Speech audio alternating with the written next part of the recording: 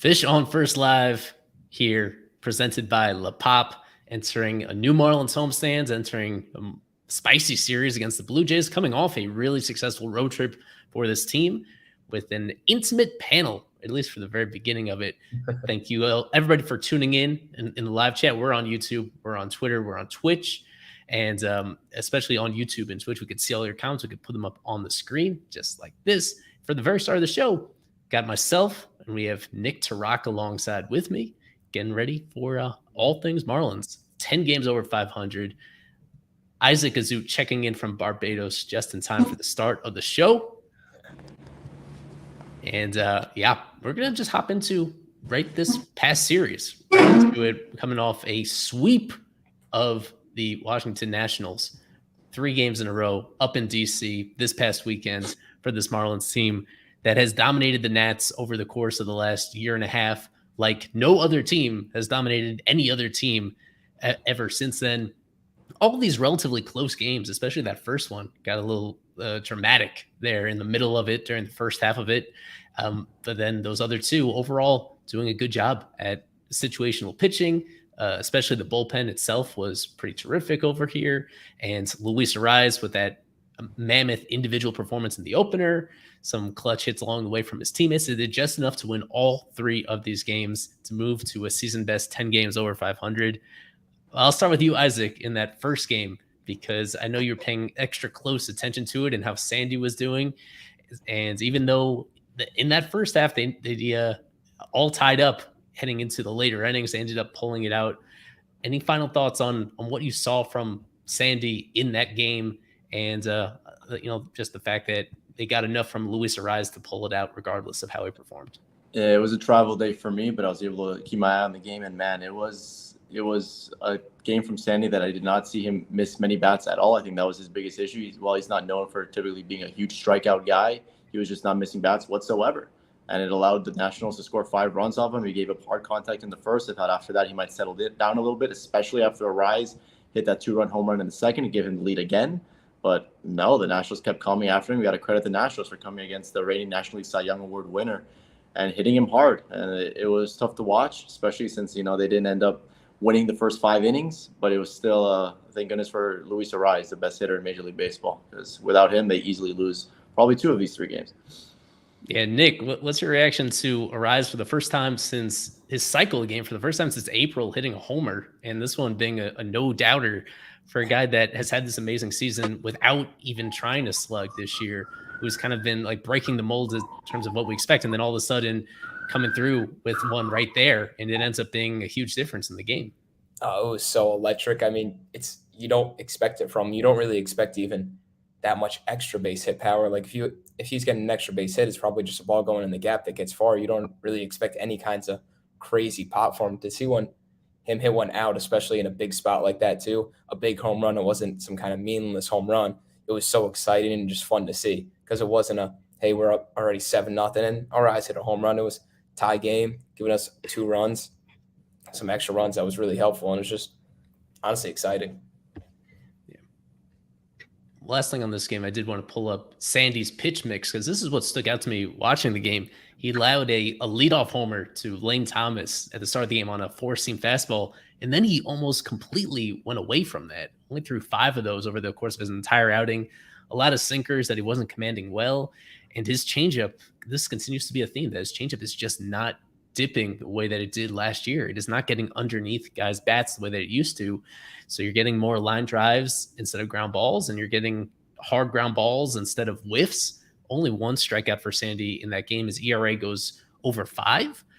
Yet, this is a guy that throughout most of his Marlins career, like the storyline's been they never get him run support. They're wasting all of his good outings. And actually recently, there's now been a bunch of these where it's him that he's underperforming, and yet the team is actually stepping up and winning a lot of these games.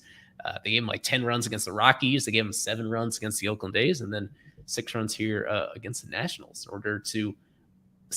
order to like overcome, really pick him up. So I guess even though it's really frustrating what's happened with him, and it has obviously had some indirect effects on the team, the fact that you need to use your bullpen more and that you're relying more on your offense, at least they're still winning the games. And that's what's most important, despite his struggles. Yeah. Then moving on just to the rest of the series, in that middle game, Braxton Garrett, one of the few times this year where they've let him go 6 full innings. There's always been that quick hook with him, like just as he starts a third time through the lineup. What'd you think about that, Isaac? The fact that he threw a season high in pitches in this one, they let him go a little bit deeper than usual. It was one of his sharpest starts, maybe not his most dominant one overall, but it was a lot of strikeouts, 8 Ks in those 6 innings, and finally pushing him deep enough in the game that he was able to stick around long enough to pick up the win. I think it was one of his more complete starts of the season. Obviously, he's had a great, a good career so far, debuting in 2020. He's had a lot of great starts. He's reached 100 pitches before, as early as last year. But I think this was one of his most complete starts in the sense that of the season so far. In the sense that he went 6 innings, he had a season high 90 pitches, and that was just huge for the team. As I tweeted out, with Edward Cabrera being on the IL, they're going to need to let this player, and as well as Yuri Perez, go deeper in the ballgame. So if not, the bullpen's going to be taxed very quickly, and it's going to be very rough. So this is good. I think this was maybe the beginning. I think his next start, if all things go well, he pitches the way he has been, he'll probably go 90 pitches plus again. And I think, I'm not sure what the difference is from this year to last year, maybe that they're in contention. But last year they had no issue letting him reach 90 to 100 pitches pretty frequently. So hopefully that changes in the second half of this year. It's a 2016 high school draft pick, so I don't think age is much of an issue anymore. But I think we'll start seeing him go deeper into ball games like this, just like Luzardo. Maybe he touched the 7th inning for the first time in a while last time. Not this start on Sunday, but his time before that. I think Braxton starts to reach that threshold a little bit more often. Right. Then in the finale, 4-2 win against Patrick Corbin and the Nats. Felt like they could have scored a lot more than 4 in this one. Like Corbin allowed either 10 or 11 hits in his outing. They stranded a lot of guys on base, but Luzardo pretty decent overall. And the bullpen lights out. Andrew Nardi getting the save in this one after Puck saved the previous 2. For me, I don't think I brought this up to other people, but Nick, I love the fact that the Nats continue to like do the Marlins a favor year after year by continuing to start Corbin every 5th day, even though he hasn't been like a serviceable pitcher since 2019. I can't believe how like badly that contract has gone, and how the Nats are like in that situation where they're kind of willingly losing games every 5th day just because they're paying him, just because he's available to them. Yeah, I mean, at a certain point, I know you're paying him that much money, but for them, especially being the Nationals, with how they are right now, it's just, I guess let's just throw him out there and hope he can give us some kind of good effort, get us a good outing to maybe scratch a win out here and there. But yeah, like you were saying, for the Marlins, it's kind of a gift. Like, hey, you want to get some runs today, you want to get the bats going and get warmed up, here you go. Here's Patrick Corbin. So they put up, 11 hits on him in 6 innings. So it's just a big benefit to them. Hey, anyone want to get hot? Anyone want to get the bat rolling? Hey, here's Patrick Corbin. Hopefully you can do good against him today, because when we had 3 guys with multiple hits that day with Fortes, Birdie, and then Gurriel. So it's just an overall just good day kind of going on Sunday. I know they could have put up a lot more runs if they wanted to, but it just didn't happen. But yeah, I know you're pulling that graphic up right now. The Marlins have just been nuts against the Nationals lately, especially this year. And I feel like it kind of feels, as we're saying it, that they should be doing this now. Like, I know we go into every series and we make these predictions and everything, but now when we play these bad teams, I feel like it's walking in, hey, it should be 2 out of 3 no matter what. Most likely a sweep. It shouldn't really be a question of, hey, well, if we play good, we can sweep. It should just be this. A sweep should be possible and not really out of a crazy thing to happen all the time. Yeah, right here over the last, actually, yeah, I trimmed the tweet so you can't see what this is. This is since the start of 2022. This is the last season and a half. head-to-head records, the best head-to-head records for one team against another team, the Marlins against the Nats is more lopsided than any of these other division rivalries where they play a lot each season. That's over the course of 8 different series that they're 21-4. Just think about that. 8 series, and they've lost 4 total games to the Nats. Wow. With equal parts of those being on the home and on the road. But also, I highlighted it as well, right beneath that, against the Braves, and then also against the Mets.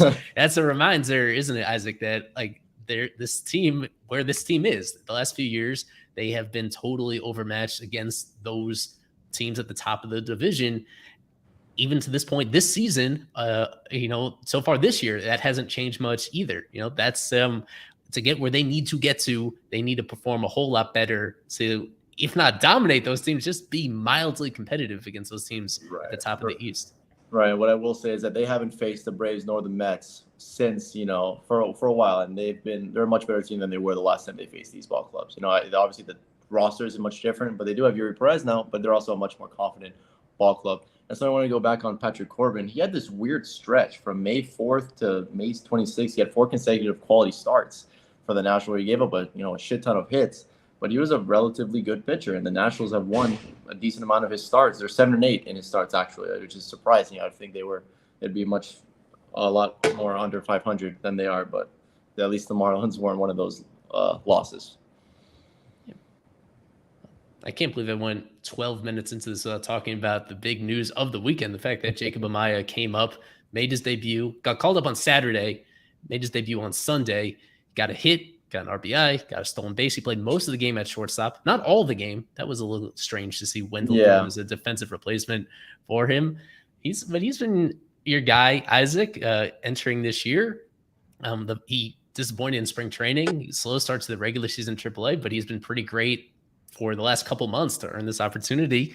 What are your first impressions of seeing him in the big leagues, and kind of the fact that it does seem that they're using him in a limited role, at least to begin with, more of a platoon guy for the time being?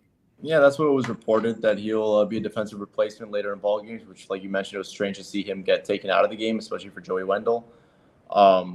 But yeah, we'll see him come into the ball games late, and we'll see him play against left-handed pitching. And that's where he feasted on last year as a Dodgers prospect. He was crushing left-handed pitching, and this year that trend continued. So I saw a very comfortable player in the batter's box against Patrick Corbin. Like we mentioned, it was Patrick Corbin, but hey, that's an established big league pitcher who's been doing this a long time.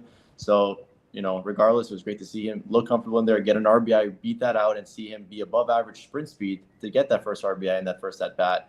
Was great to see. And then he cranked a high fastball to left for a base hit, decent exit velocity. I was very pleased with what I saw. I wish he got more defensive opportunities. I haven't been able to see how good he is at shortstop. All I've seen is the reports on him that have been great defensively, but I'm excited to see him get a full game in at shortstop and see him field a ton of 6-3s. Yeah, and quickly before I bring Alex Crutch again for our Marlins press box report, same thing with you, Nick, about how you think they should be using Amaya and kind of your expectations for him the rest of this year. Because they kind of a weird situation where the team is playing well, and yet with Gene Segura going out with an injury, they have a void to fill. So at the very least, you'd think he's got to be better than Gene was so far this season, right?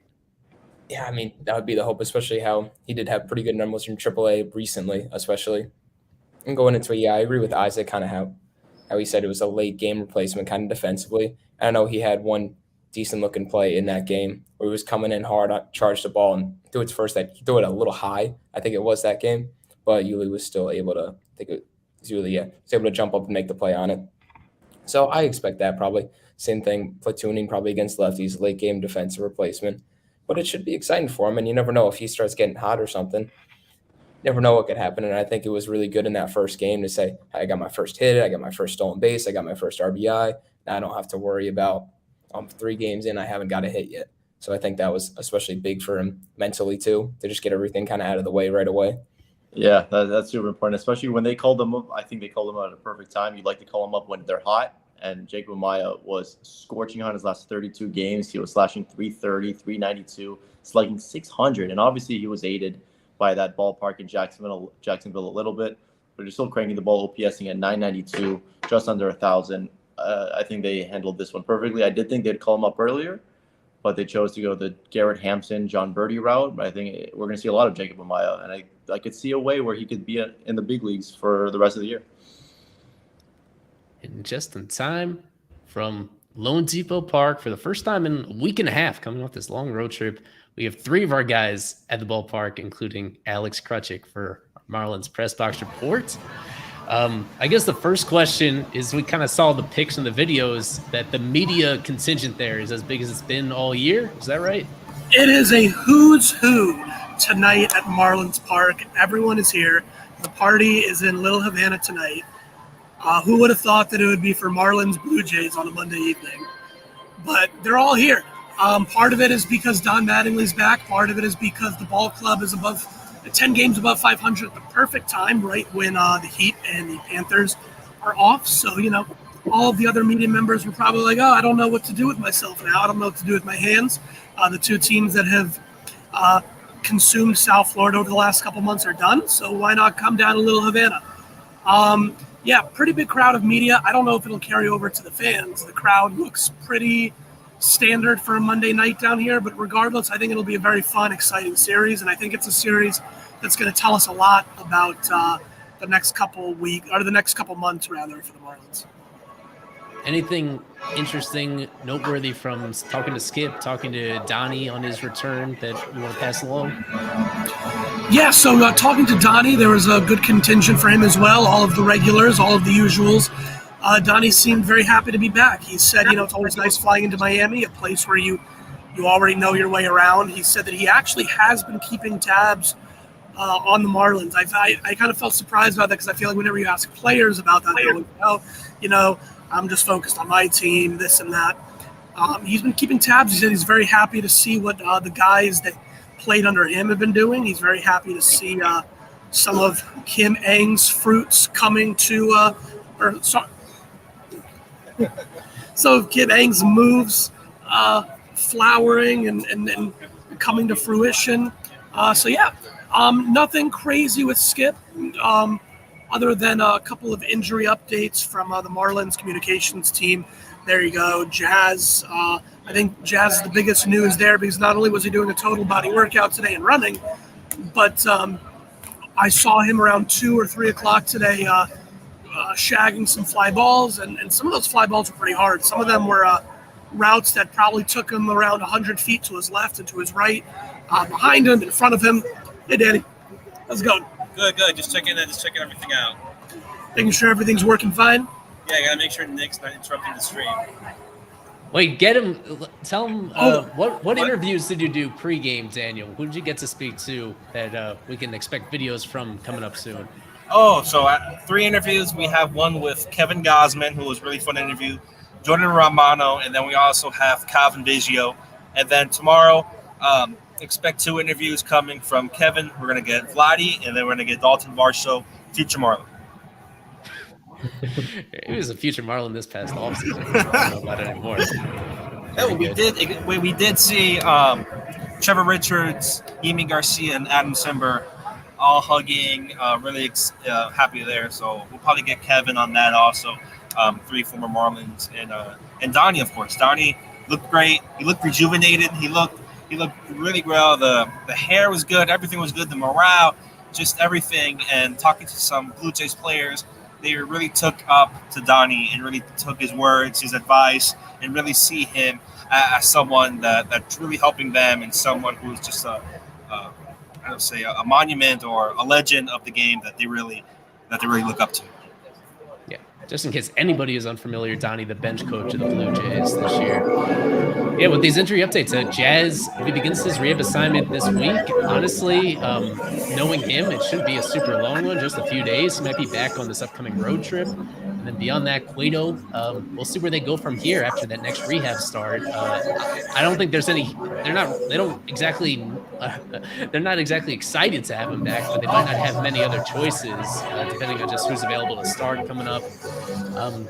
But then aside from that, yeah, Matt Barnes, a week and a half, maybe 2 weeks away. And with Avi, who knows? But at least it's good to see that he's doing something on the field overall, all things considered.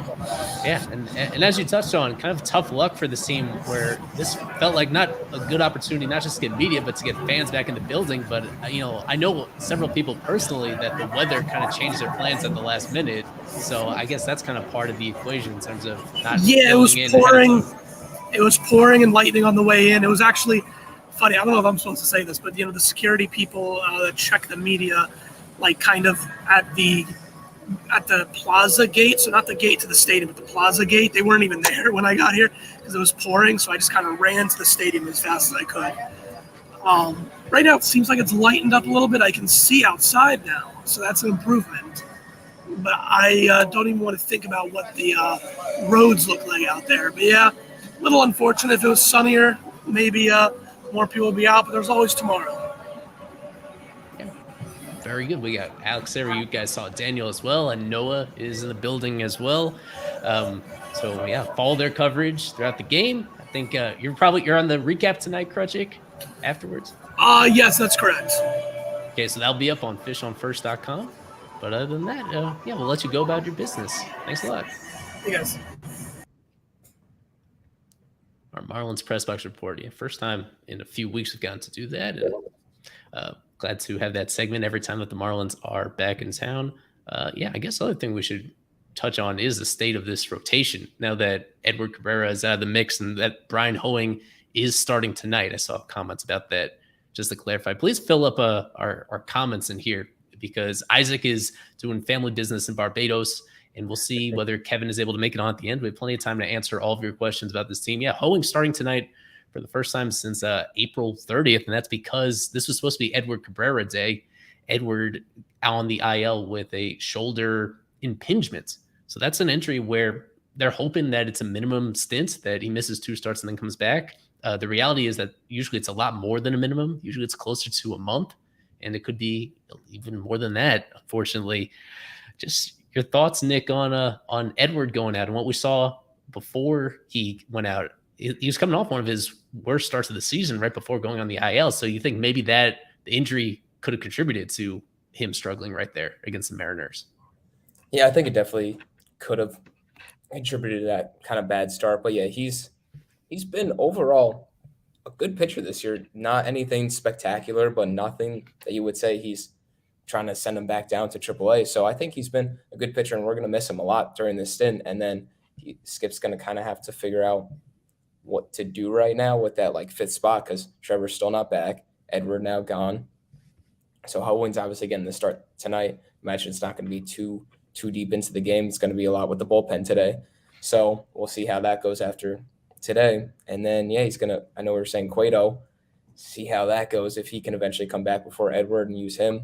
But I think it's going to be a big question for Skip of really what to do with this Marlins rotation going for the next couple of weeks. And we got some big games coming up. So that's really not a good time for a starting pitcher to go down with an injury. Right. Let me pull this up. This is from Fangraphs, just a loose projection about what this rotation could look like the next couple of weeks. If Hoeing stays in that rotation, yeah, you have him against the Blue Jays, getting more stretch out against the Pirates. With Cueto going on Thursday with his next rehab start, he's not going to be an option until next week at the earliest. And we've touched on that on other conversations on our spaces and elsewhere, that Cueto is just, he's looked totally washed ever since the start of the year, that I don't know if you can expect him to be any better than Hoeing just because of, despite what his track record is and despite what he's being paid, the reality is he just doesn't look like the same pitcher that he was even last year. So, wow. Yeah. This is a question. I saw this. Grant was thinking about this exact same thing in our chat before about what record the team's going to finish with. All I can say is that we shouldn't get too carried away with how they've performed to this point, being 10 games over 500. I know the team's on pace for 90-something wins at this stage of the season. I think the reality is that their hardest games are still ahead of them. And this is kind of the turning point, isn't it? This is like where things really start heating up. They had this extended stretch against a lot of last-place teams. They performed better during that stretch than you probably could have even expected. The fact that entering this series, they've swept 5 of their last 10 series to really give themselves a cushion, but the quality of competition, it just goes way up from here. Yeah, and I agree. I know Isaac was saying earlier, it felt like we haven't played the Braves or the Mets in a while. And now going against the Phillies soon, too. The Phillies have really picked it up lately, so they're not as how they were. I know Isaac said we're not how we were at the start of the year with the Marlins, but now the Phillies aren't who they were at the start of the year when we played them. So that's going to be two totally different teams going against each other. Than I know we played the Phillies earlier in the year. That's two totally different teams going into it. So I think they're really going to have to show who they are now, and it doesn't help with the injuries to the pitchers, because I know even 2 weeks ago we were talking about Trevor Rogers and, okay, well, how do we make this rotation work? Because we have 6 quality pitchers that can pitch, and now we're like, oh, we only have 4 pitchers that can pitch. But we'll see how Hoeing does. I know hopefully if he goes today, I don't know if Skip will try and stretch him out a little more than usual, because we've seen the Hoeing start sometimes where he just goes 2 innings, then we just go bullpen game. But he has the ability, if he really needed to go a little bit longer than that, but he obviously hasn't done that in a while. So we'll have to see how that goes. Yeah, we'll get into a little more specifics about this matchup on the other side of the break, but I could touch on this quickly with Castano. This was supposed to be a prime Castano opportunity to like bridge the gap between injuries. And unfortunately, he's injured himself. He's been out since pretty early April, almost as soon as he had that brief stint in the majors early in the year. It feels like forever ago, but he did pitch a little bit with the major league team early in the year. They sent him down, and then he hasn't come back out since then. He's been posting updates of himself on Instagram where he seems to be in good spirits. We just don't know what exactly the injury is, but he has been out of the equation for months, and he doesn't seem particularly close to coming back or being an option. That's been a big blow to have somebody like that on 40-man and somebody that they thought would give them innings at some point during the year, and he's just not available, unfortunately. Yeah, with Hoeing at this point, I think 5 innings is the absolute max to expect from him tonight, just because he's not stretched out. He hasn't started a game since the end of April. Since then, they've been changing his role, and he's done really great with that role since then, but still out of the equation. Nick Neidert, that's a name I hadn't thought about in a while. Nick Neidert, he's with the Cubs organization. He's with their AAA affiliate, and I think he's doing okay. Let me just double check to get the most up-to-date Neidert information. I know he was starting over there, but he hasn't been called up yet at any point this season. I had a lot of hope for him, but he's just never really put it together. And this year, okay. So he's been struggling lately. He's got a 6.23 ERA in AAA with the Cubs org so far, getting hit around really badly over there. And I totally agree that with Castano, you can never have enough of these arms in your organization, even though it feels like this is the strength of the Marlins organization. They, at this point, as the trade deadline gets closer and closer, it just looks unrealistic that you can use any of those guys as trade chips, because you're going to need those guys in order to sustain things down the stretch. Even the guys that are healthy right now, you got to wonder if they're going to get injured at some point. It's such a tricky business keeping arms healthy. Like, no matter how much we feel like we learn about pitcher health, like, they continue to get hurt at a pretty high rate, and you just need to have a whole lot of numbers to prepare for those scenarios. Well, and as we talk about, Yuri's so young too, so you don't want to be running him out a stupid amount of innings and then getting him hurt young in his career, where he's so promising. You almost want to use him a lot, but you also don't want to use him too much, because that would be just a killer blow to what's already hurting the injuries right now. Yeah. So I think what we want to do is we'll take a quick break right now, hear from our friends at La Pop. We'll come back on the other side. A whole lot to get to. We have Isaac's locks for tonight, including one pick that's even outside of the Marlins universe. Then we'll do have a whole lot of predictions to get to. We'll go more into detail about the Blue Jays, because this is a pretty fascinating team that they're going up against, one that we probably circled coming into the season, and I think even more so right now. Like, the Blue Jays are under as much pressure to win this series as the Marlins are, so it should be a good one. We'll be back in on the other side of the break in 30 seconds. Stick with us. Nick Chirac, Eli Sussman here on Fish on First Live.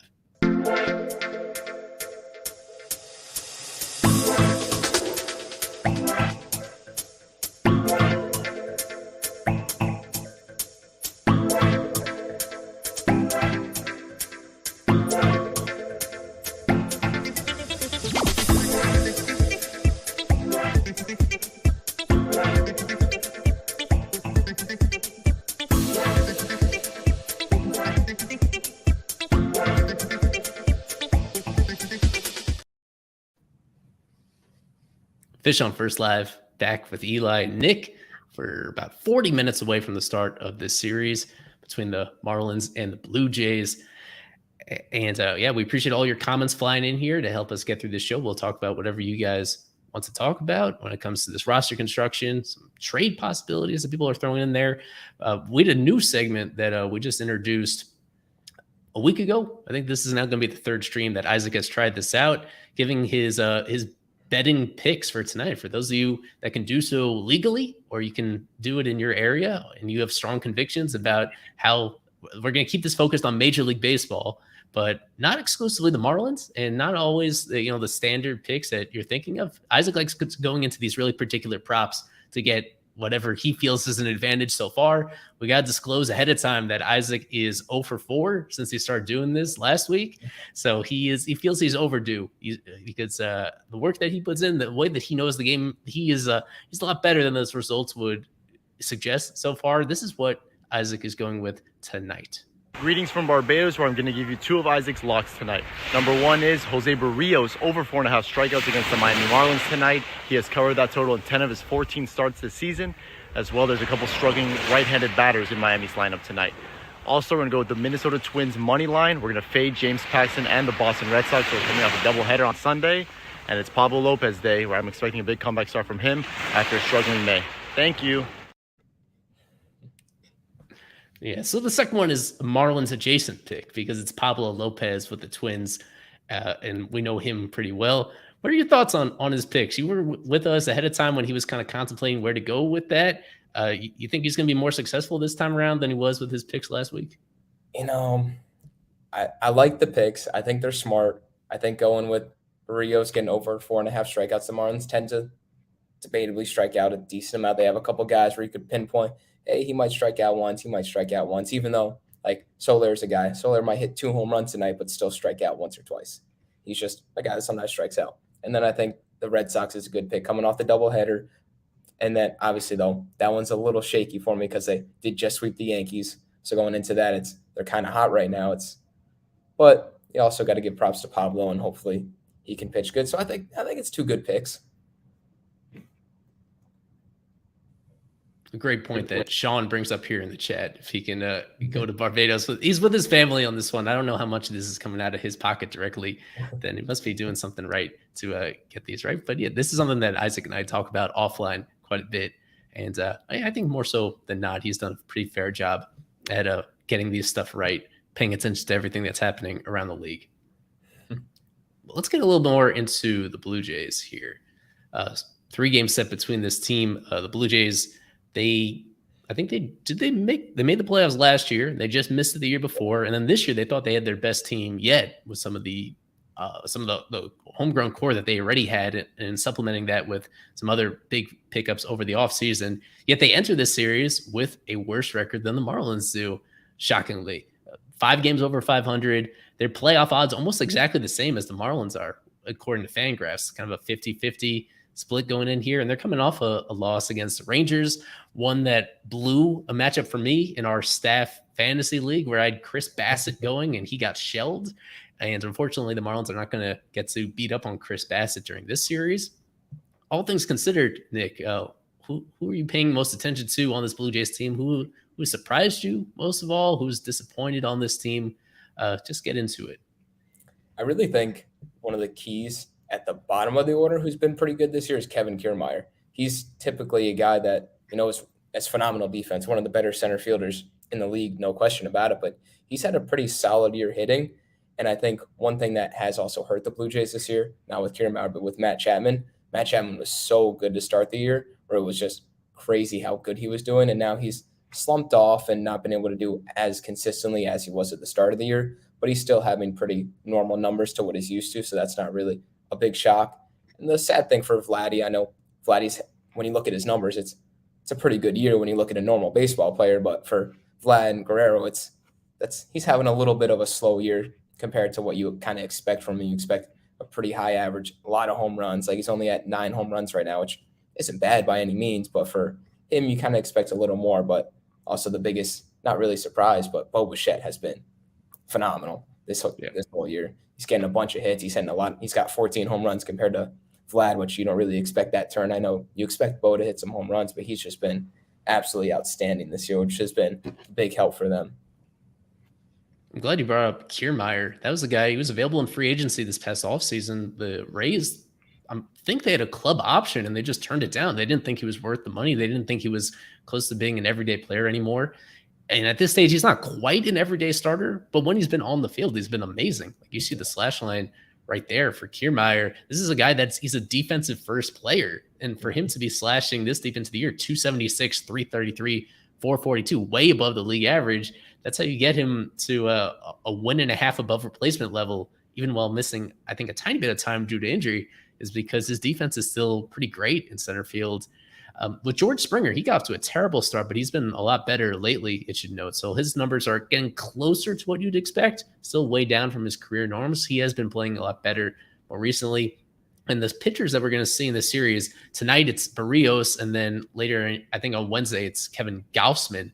And both of them have been great. With Barrios, he was coming off a nightmare year. They just gave him a big extension entering last year, and that was looking regrettable immediately. All of a sudden, he is pitching a lot closer to what they expect. With Gausman as well, this is now his second straight year of being pretty much what you want from an ace at the top of your rotation. And the Marlins have to go through, two of those guys in the series coming up.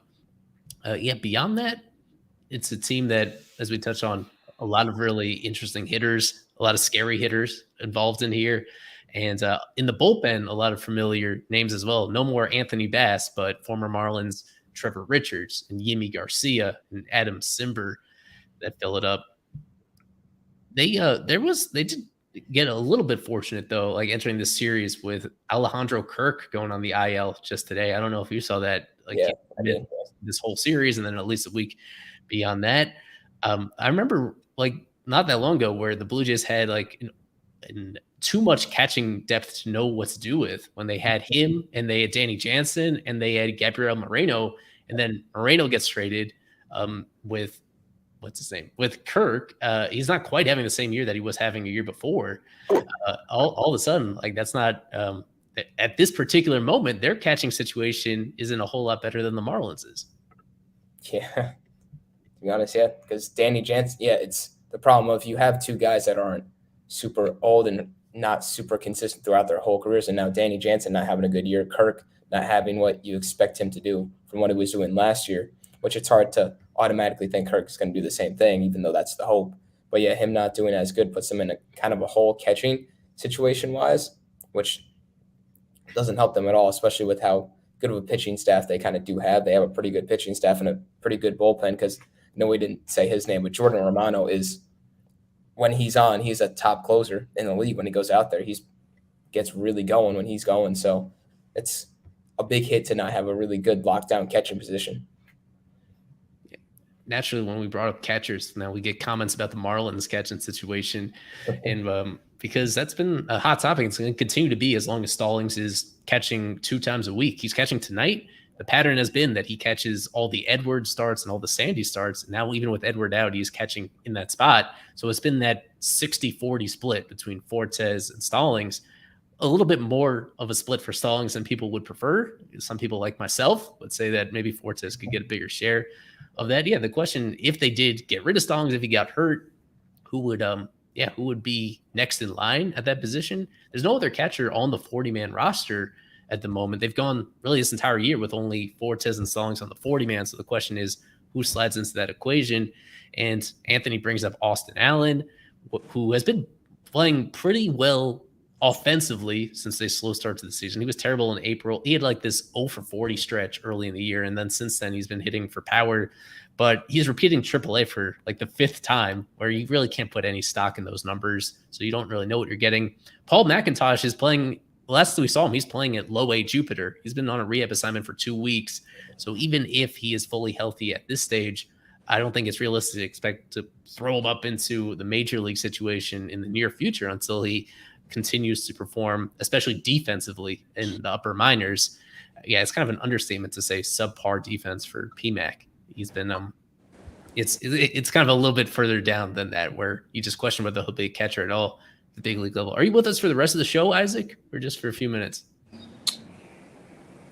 I think I could reach the end of the show. Maybe we end a little early. Yeah. Okay, we already played your locks for people to listen to come about 10 minutes ago, with some mixed opinions about whether they're going to hit or not.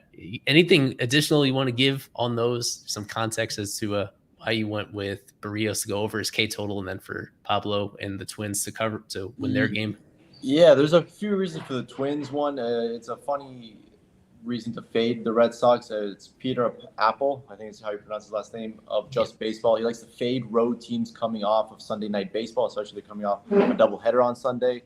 So they're facing a tough pitcher in Pablo Lopez, and Pablo's had a really tough month of May. I think that's an easy one. It's a popular pick, Minnesota Twins money line. And when it comes to Barrios, like I said in the video, he's covered that total 10 out of 14 times. This Marlins team's got some struggling bats in Cooper, De La Cruz, Sanchi, Soler, who are all prone to strikeouts. I think he reaches 5 pretty quickly, and it was either between that or Blue Jays' first half money line. I thought the strikeouts were the safer bet in this case, no pun intended. This is something that I brought up for our show about Brian De La Cruz and kind of where we're at with him. This is his 3rd season with the Marlins. He's had his red hot stretches, and now recently he's in one of those cold stretches. And I wanted to bring attention to the fact that his numbers overall this year are like in lockstep with his career numbers, that everybody is trying to, we go to extremes with DLC, where there are moments where it looks like he doesn't belong in the big leagues. And then there are others where it's a question of how can you keep him out of the lineup every day? He's one of our most important hitters. He's truly breaking out. And it settles into this reality that he is just kind of the same guy he's been the last couple of years overall, even though there are these violent swings one way or another. Where are you on him, Nick, in terms of his role on this team? How good is Brian De La Cruz actually? Because his numbers overall, they're pretty league average, but depending on what day you catch him, he either looks like the best hitter on the team or somebody that doesn't belong there in the first place. I know we talked about it earlier. I think the best thing for him, if we're saying, I know obviously not right now, I mean, possibility, but on a World Series team, like say the Marlins were a World Series contender, I don't think De La Cruz can be a starter on a team like that. But I think he can be a solid bench bat, a solid every couple days player to come in here for an outfield, because he doesn't have great defense at all. We know that. He's not a very good defender. But when he does get those hot streaks going, and if you do play him every couple days or something like that, and he starts getting it going, and you put him in the lineup for a week, but when he goes on those slow streaks, it just doesn't really work. So I think that's his career thing. He might just be a kind of bench player that comes in consistently, but I don't think he can be an everyday player for his whole career.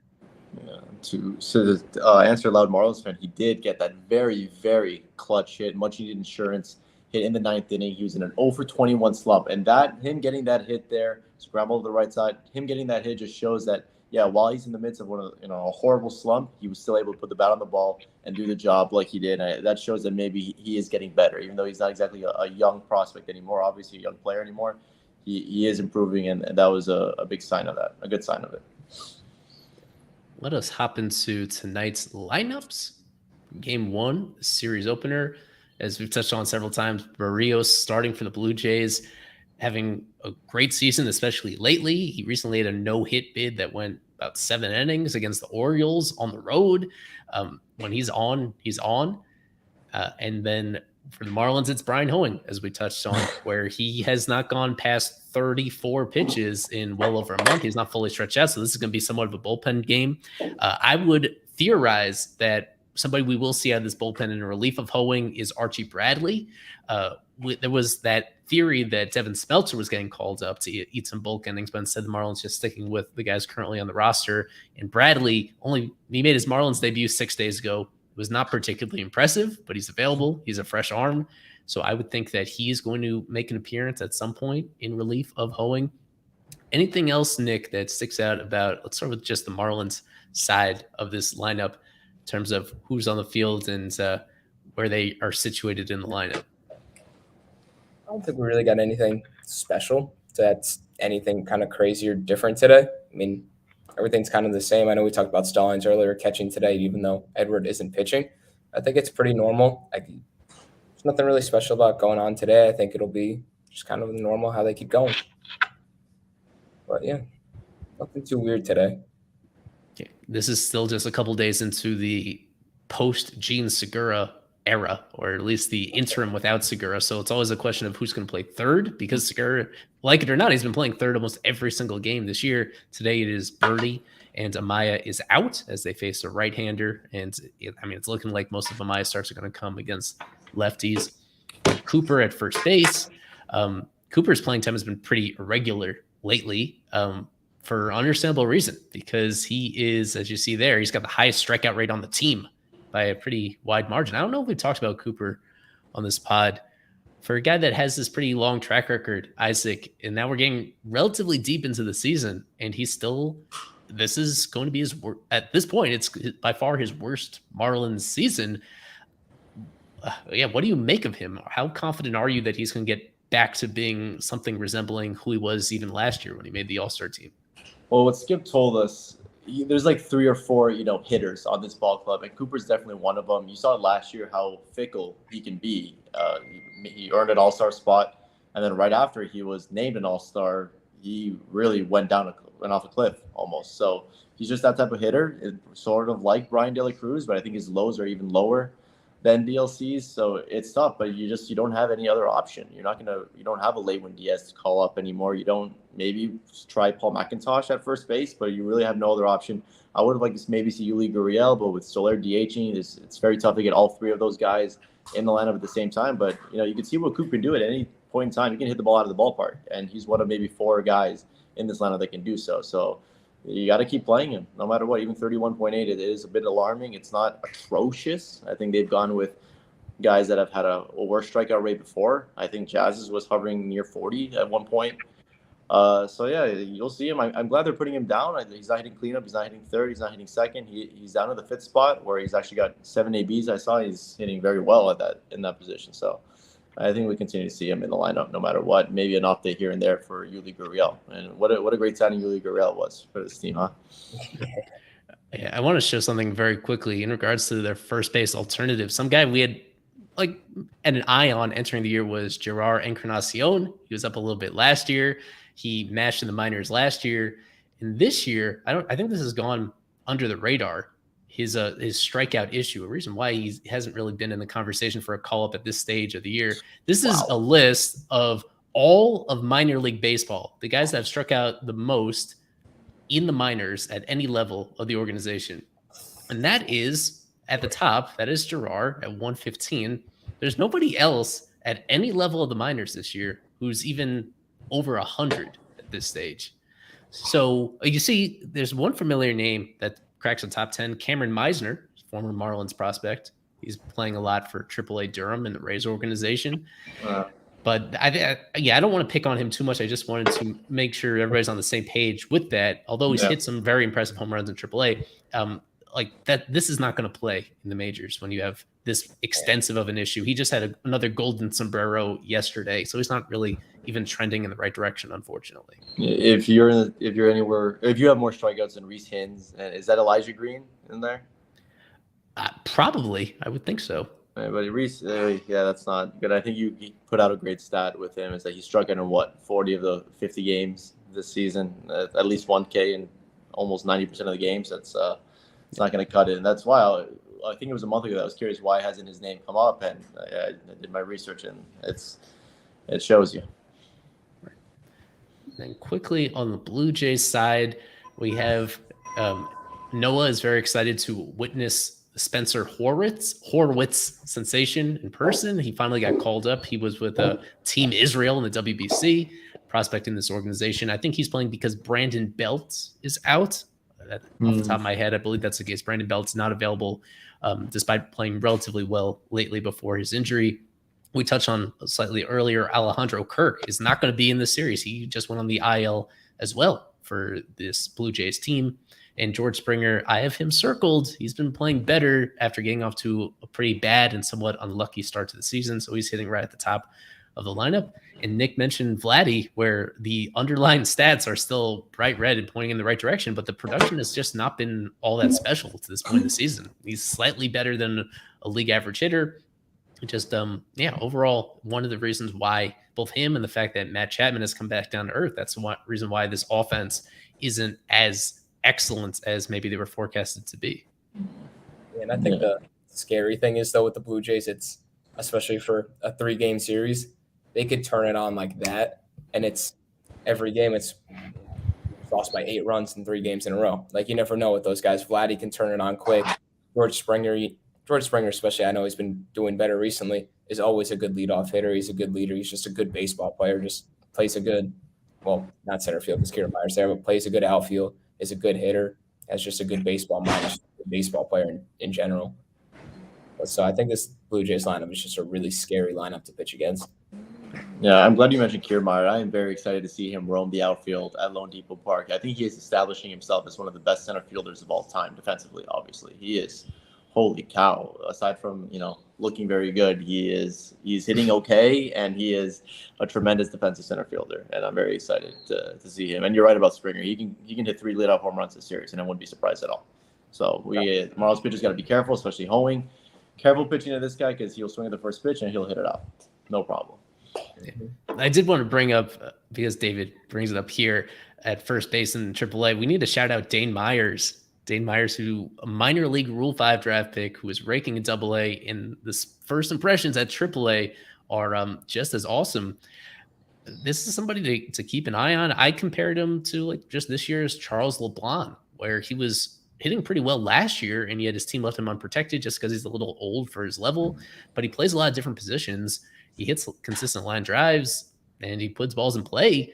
So he's a little bit position bliss. I saw a little bit of him at third base recently and was a little concerned. I don't think he's the answer at that spot, but that is one of the few guys in this organization who in the minor league side is kind of exceeding expectations with the bat.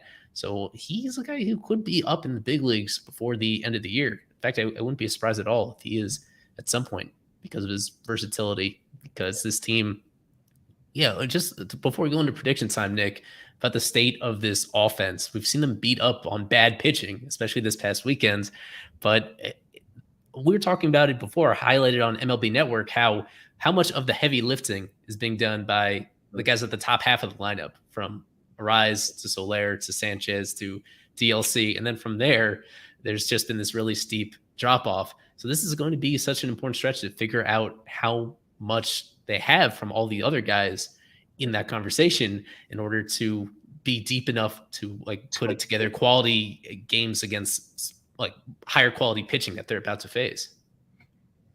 Yeah, I agree. That's the thing I know we talked about earlier. I think it's DLC, Sanchez, Soler, and Arise, I think I don't remember the number exactly, but it was a plus 135 WRC plus between them. And then everyone else in the lineup, I think, was at a 90.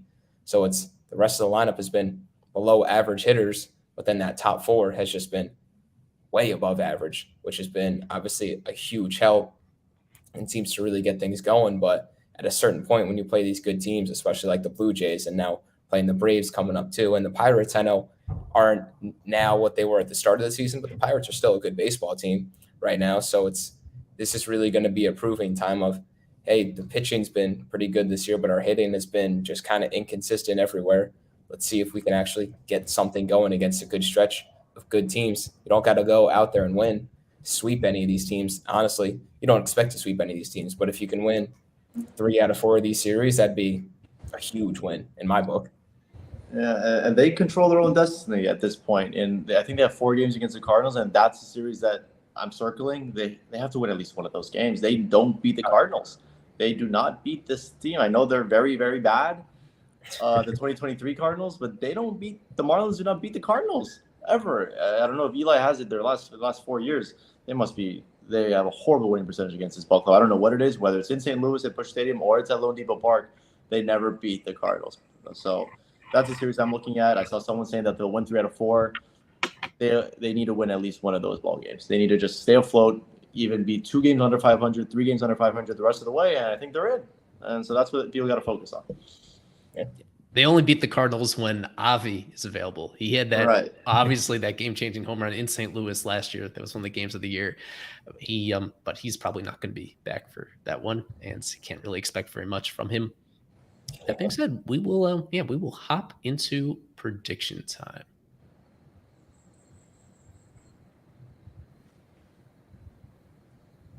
Oh, I pressed the wrong button.